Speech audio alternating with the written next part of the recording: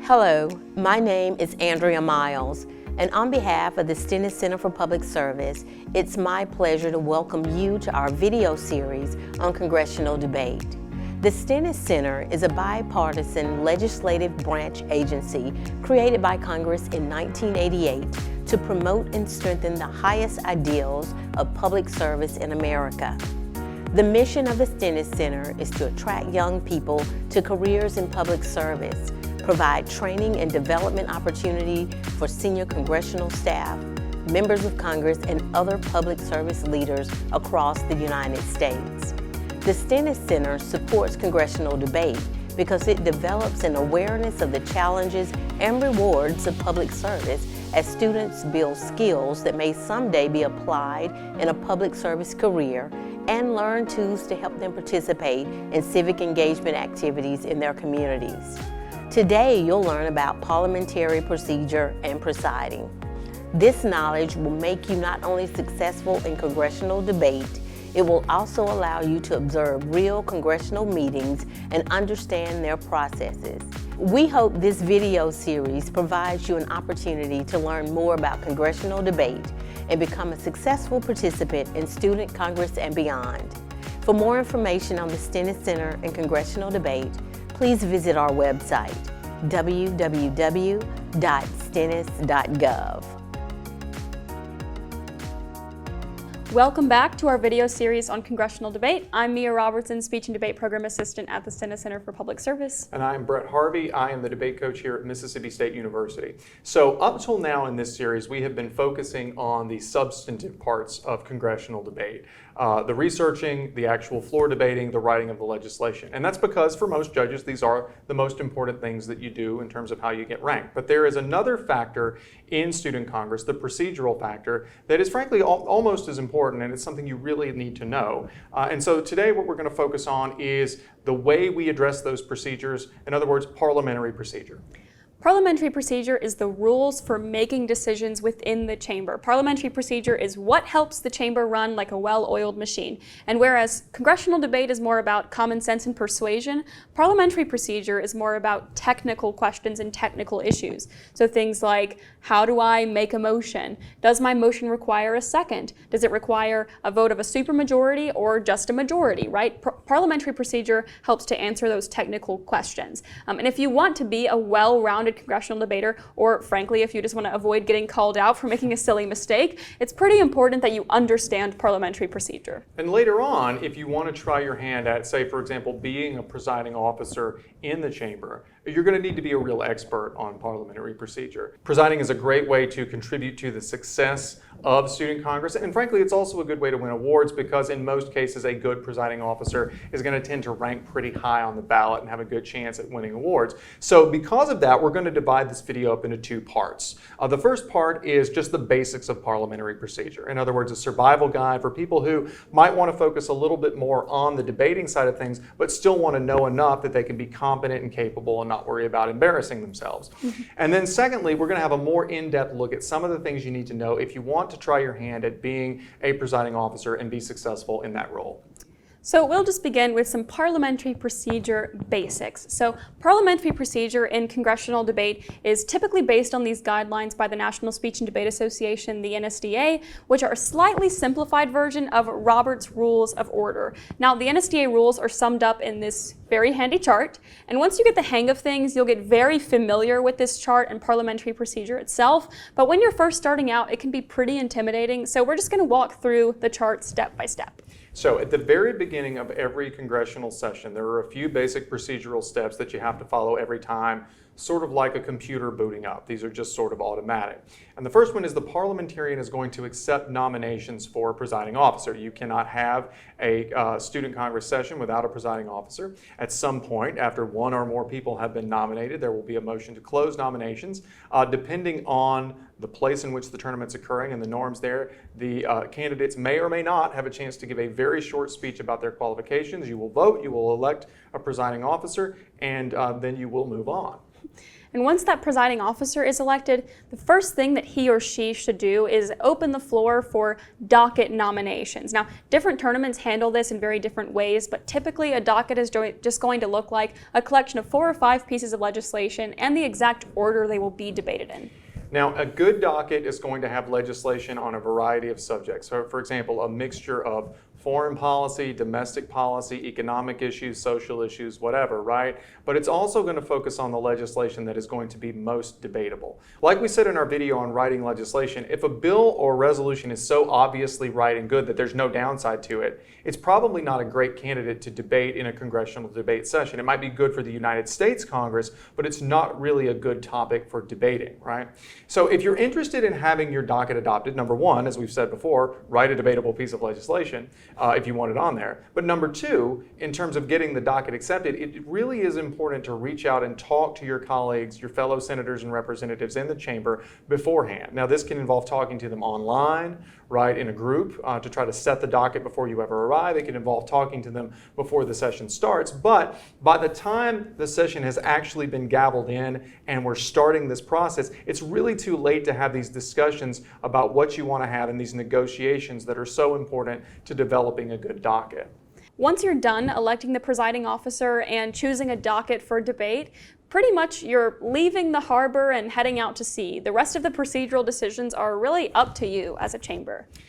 The basic tool that we use for making all of these procedural decisions that we're going to make in student Congress and in real Congress is the motion. Now, the motion is just a request that the body do something, that it takes some action, right? And there are dozens of different kinds. We can't cover every single one of them in a video. And they have all different sorts of particular technical rules to them, right? So, for example, some motions can be passed by a simple majority vote. Others require a 2/3 majority vote. Some require a second, some don't. These are all technical rules that you have to understand in order to be able to make effective motions in congressional debate. And how do you make a motion? Well, really all you have to do is just raise your placard and say motion, ideally when no one else in the chamber is speaking.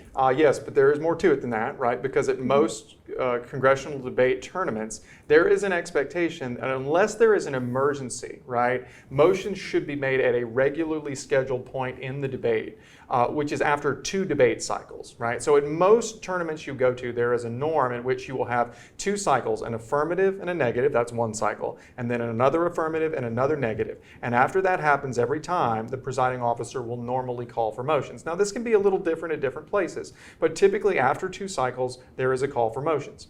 Now, are there some types of motions and certain emergency circumstances that could come up where it might be appropriate to make a motion outside of that point? Yes, there can be. But as a general rule of thumb, if you are new to congressional debate, if you're not absolutely confident that your motion is right at this particular point, it's best to stick to making motions when they are called for by the presiding officer after that 2-cycle rule happens. As you can see from the NSDA chart, there are a few very basic questions you need to ask yourself when familiarizing yourself with motions. So the first is, does the motion require a second?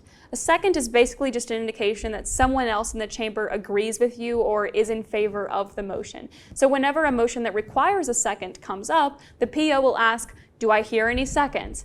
Now, if there isn't a second, that motion will fail, and if there is one, it will proceed. There are some weird exceptions to how seconds work. For example, on a motion to amend, you need a 1/3 second, which is 1/3 of the body seconding before you move into debate. And we'll talk more about motions to amend in just a second. But the basic rule is once you've got your second, right, the next question you'll ask is whether the motion is debatable. In other words, whether members can speak on the motion itself, like on a motion to amend, or whether you just go directly to a vote on it, like, for example, a vote on previous question. So what motions can you actually make while legislation is before the chamber? Well, in theory, dozens, like we said, but a very small handful are actually used in congressional debate, so we're going to go over the big ones. The most common motion is a motion for previous question. In other words, that's just the chamber saying, let's stop debating on this bill and vote on it. Now, motion for previous question requires a second, it's not debatable, and a supermajority to pass. And it makes sense that it requires a 2/3 supermajority because you wouldn't want to move on from debating about a piece of legislation where nearly half of the chamber still wants to debate, like 49% of the chamber still has speeches they want to give, right?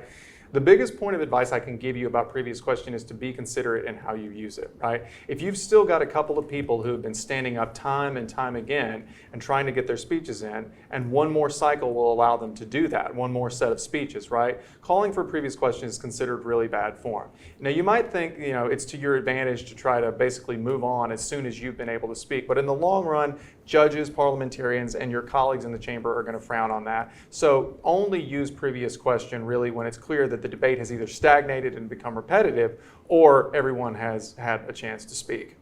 Sure. Another common motion is a motion to amend. That's just changing the legislation in some way. It can be something as simple as fixing a typo or actually improving the substance of the legislation. So, for example, let's say you're debating a bill about the living wage, and the bill proposes raising the federal minimum wage to $15 an hour. Now, someone on the negative might read this very compelling meta-analysis that says, actually, 20 years ago, $15 would have been adequate, but today we need something more like $17.50. Rather than that person voting against the legislation, there could be an amendment to change the $15 to $17.50. Now, the procedure to do a motion to amend is a little bit more complicated. You can't just stand up and say motion and sort of say, well, I want to change the number in here from $15 to $20, right? The first thing you have to do under NSDA rules, at least, is get a copy of an amendment form. And an amendment form is where you actually write down the parts of the bill that you want to amend. And you have to be pretty specific about this. You can't just sort of generally describe what you want to change. You have to actually identify the line, or at least the section of the bill you want to change, the language you want to take out, and what you want to replace it with, right? Once you've done that and written it down, you actually have to pass the form up to the presiding officer and the parliamentarian to let them review it to determine whether it is something called germane. And germane just means that it is relevant to the legislation that you're debating. It's not trying to radically change it or hijack it or turn it into something else, right? If it is germane, the parliamentarian will usually give you some kind of nod or some kind of signal, which will mean that at the next cycle, right, the next time motions are called for, then you are clear to stand up and amend. But hopefully you can see how the process of getting there is somewhat involved and requires some planning. At any rate, like we've said, a motion to amend is unique in that it requires a 1/3 second, so 1/3 of the chamber will have to second the motion for it to proceed. So one general tip with amendments is if you're planning to make an amendment, it's pretty good rule of thumb to maybe during a recess make sure that you have 1/3 of the chamber willing to second that amendment, because it's kind of burdensome to have to go through all the trouble of filling out the amendment form only for you to not get a second. It's kind of embarrassing and honestly just a waste of your time, right? So if you do receive that 1/3 second, the amendment is going to proceed and it's going to be debated on almost as if it's its own piece of legislation. Now, if you're submitting an amendment, you are not guaranteed an authorship speech. The speeches are going to be chosen by order of precedence. But it is pretty common that if you're submitting an amendment, you're really going to be the only person willing to speak first on the amendment. So generally, you will be the first affirmative speaker. Now, it's really important to remember that speeches about amendments are scored just like any other speech, and they do count toward precedence. So if you're going to get up and give a speech about an amendment, you want it to be worth your time in terms of actual speaking quality. You don't want to get up for 30 seconds or 45 seconds and explain it and sit down, because you're going to get a bad score on that speech and you're going to waste your precedence, right? So do not just get up and give a 1-minute explanation and waste it. If an amendment is so obvious and so clear that it doesn't really involve a lot of debating, one really good idea is to just go ahead and submit it and then immediately have someone move for previous question. In other words, if it just does something like fixing a typo or defining a term that everybody agrees on, then immediately after it's introduced, before anyone speaks on it, someone can simply move for previous question, call previous question, vote on it, approve it, and move on. Another fairly common motion is a motion to lay on the table, commonly called a motion to table. And this basically just says you're going to postpone some action. Usually it's saying, we're just going to lay this piece of legislation down and reconsider it later at a different time, right? Now, a motion to table requires a second and also a bare majority to pass. Now, one thing you need to keep in mind is that you do not need to be abusing the motion to table as some kind of substitute for a motion to move to previous question. If a majority of the chamber wants to stop debating the bill, but not a supermajority, it might be nice, it might be kind of neat to table the legislation, but it's pretty bad form, especially because unlike the real Congress, you're not going to be able to have the time to actually get back to this legislation at a later date. It's just kind of bad form.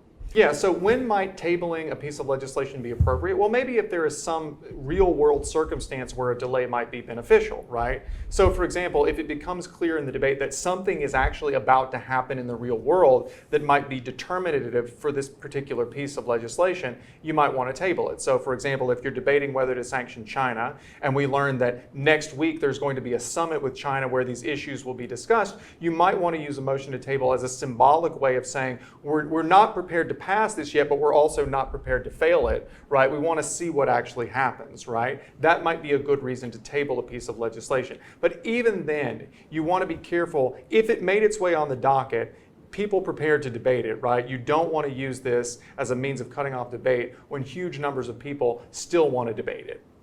A couple of other parliamentary tools you need to be aware of are suspending the rules and questions of privilege. Now, these are two instances in which the normal conventions or rules of the chamber can be bypassed to accomplish some other, hopefully urgent goal. Now, suspending the rules is a motion to take some action that would normally violate the rules of the chamber. So, for example, let's say you're debating a bill on which a member of the chamber has some very specialized knowledge. Maybe they have a lot of data on that particular subject. So the chamber might decide to suspend the rules to give them an extra 1 minute of questioning time to clarify that position or to give the chamber some more information. At any rate, this motion requires a 2/3 vote, just like previous question.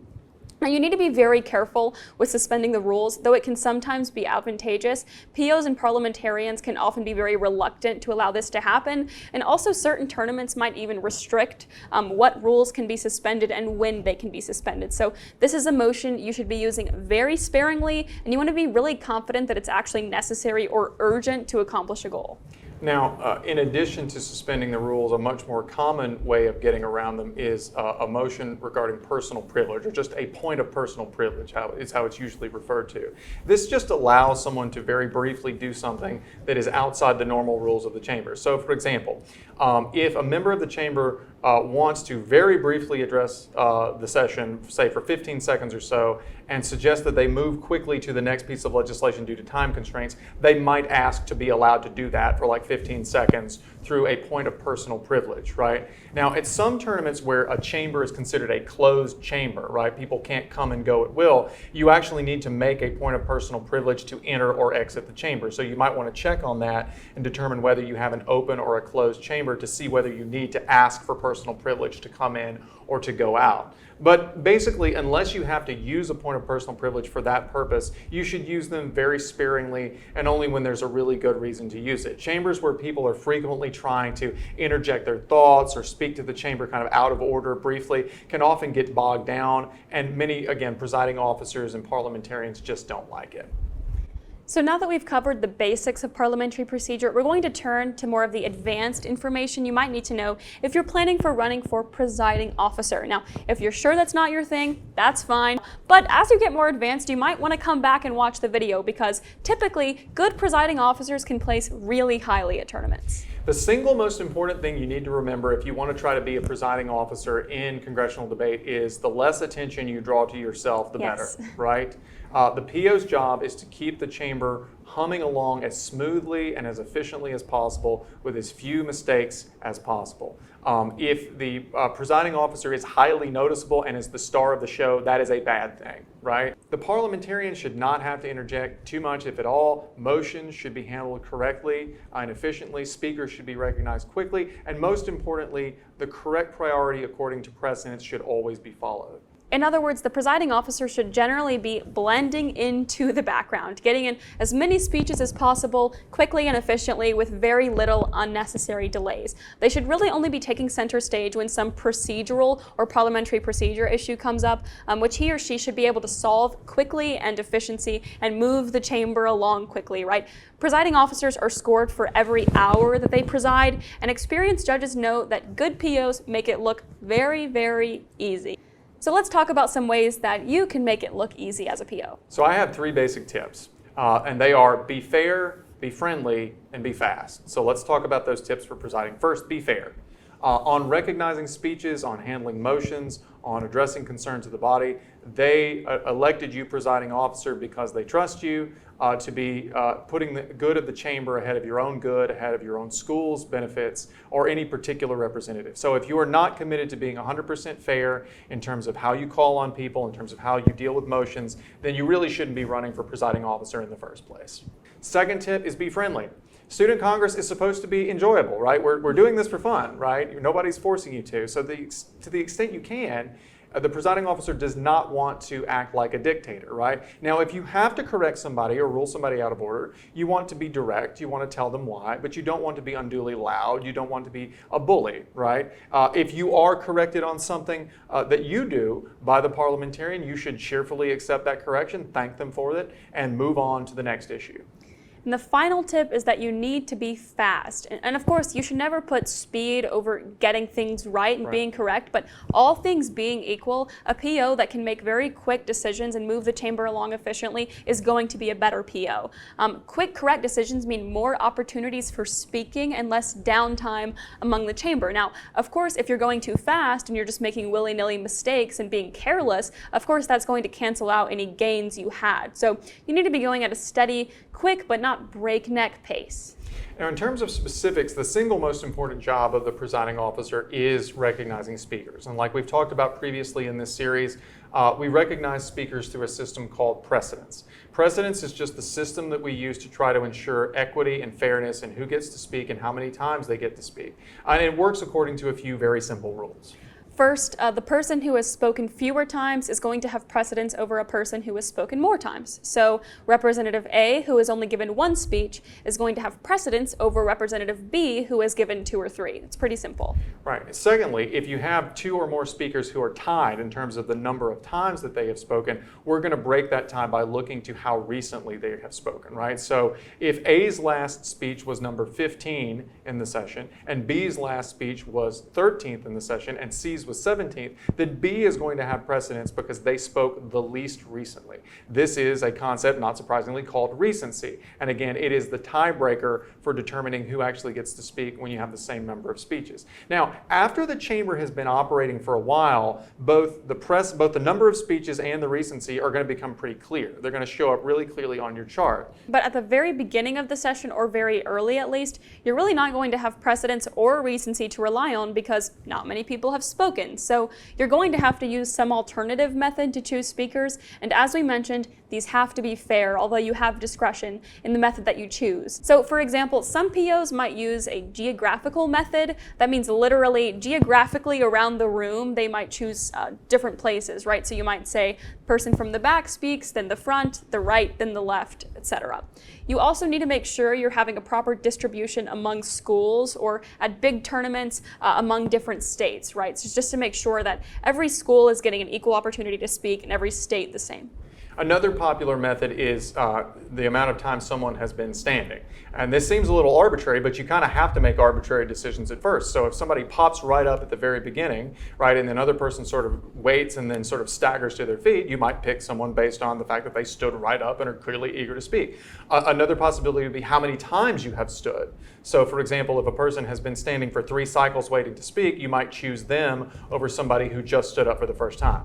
At any rate, whatever method you use, admittedly, at the beginning of the session, it is going to be somewhat arbitrary. You just need to be consistent, right? It's very important to convey to the chamber how you are going to try to establish precedence at the beginning, and just keep your eye on being substantively fair. Make that sort of your North Star in terms of what you do. Now, once you get into the flow of debate, of course, you can start relying on precedence and recency. But later on in the debate, it's going to be kind of hard to keep track of who has precedence and who has recency. And that's why you have to have some organized note-taking process to ensure that you're organized and following precedence and recency as accurately as you can. Now, you can do this in any way that you want, but a really handy way to do this is with this chart that the NSDA provides, with members listed alphabetically along the left side of the chart and columns for each person's first, second, and third speech. So what you do here is pretty simple. When a person gives their first speech, you write the number of that speech and the side. A for AF, N for neg. So if someone's first speech is the 8th overall speech in the session and it's negative, you would write next to their name 8N. This method works really well because it gives you a really quick system that you can look at almost like a graph to see who has precedence. Like the more columns are filled in, the more times the person has spoken, the less precedence they have. And when the graph is even, you just have to look at the two speeches next to each other and see which one has the lower number. And with a little bit of practice, it becomes very easy to make precedence decisions really quickly. And as you practice this, as you get experience from presiding, maybe at small tournaments first, right, you'll get better and better at using your chart. You'll use it more quickly, and you'll have a sense of who is probably about to stand up, so you can sort of make preliminary decisions in your head before you even have to make them in the actual chamber itself. Now that's precedence for giving speeches, but as you should know, there's another part of floor debate, and that is questioning. And every speech has a mandatory question and answer period following the speech, and in many cases there will be more people who want to ask a question than there is time allotted for those questions. So how can you determine who gets the next question fairly? Well, it's not as set in stone as precedence on speaking. Generally, you do not have presiding officers keeping extensive, perfect charts on questions, although some do try to do that. The NSDA rules say that you should try to allocate questions, quote, fairly and equitably. And that generally means that if somebody has asked fewer questions, they should get precedence and should be allowed to ask the question over somebody who's asked a whole bunch of them. And as Brett said, there's no requirement that POs keep track of questions, though some definitely do try to do this. However, unlike speeches, it's not like you're really going to get challenged if you call someone who's asked 8 questions over someone who has asked 7 questions, mainly just because the questioning period is so fast-paced that it really is just a waste of time to have the presiding officer looking over a detailed chart to determine who gets the next question. But generally, try to give those who have asked fewer questions opportunities to speak over those who have asked more. Okay, so we talked about what you do as the presiding officer when people are asking to speak. What about when they are actually speaking? The main thing you're doing during that time is to try to keep the speakers to their allotted time so you can keep the session moving along efficiently. And the way we do this typically is with gavel taps. Now you can do different times for your gavel taps, but the typical pattern that a lot of presiding officers use is that you will give them 1 soft tap when they have 30 seconds left, 2 taps at 15 seconds, 3 taps when they are at 3 minutes on the nose, in other words, when their time has expired, and if they go past 10 seconds over time, then you will simply keep gaveling slightly louder as you go until they stop speaking.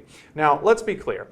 Some presiding officers get a little bit overzealous about this and like to sort of smash the gavel like they're Thor. That is absolutely not necessary. You do not need earth-shattering loud bangs. Light taps are more than sufficient.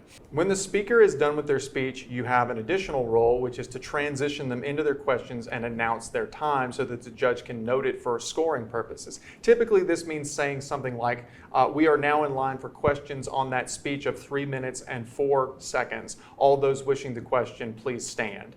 But some transition like that is how you move the speaker efficiently from speaking into questioning and note the time for the judge. In addition to speaking and questioning, another very important part of presiding is voting. So a few things to remember about votes. First, main motions, that is the actual bills and resolutions that you're debating, require a vote by standing or raising placards. In other words, not a voice vote, right? Literally vocally saying yay or nay. Similarly, motions that require supermajorities, like previous question, for example, should also not use voice votes. Have people stand up or raise their placards to do that. Now, other motions can be handled by a voice vote, just saying the yays or nays. And if the outcome is super obvious, if it's unanimous, right, for example, that's fantastic. But if not, either the chair or any member of the chamber can call for what's called division, right? And division simply means I am asking you to hold a standing vote or a hold up your placards vote as opposed to a voice vote.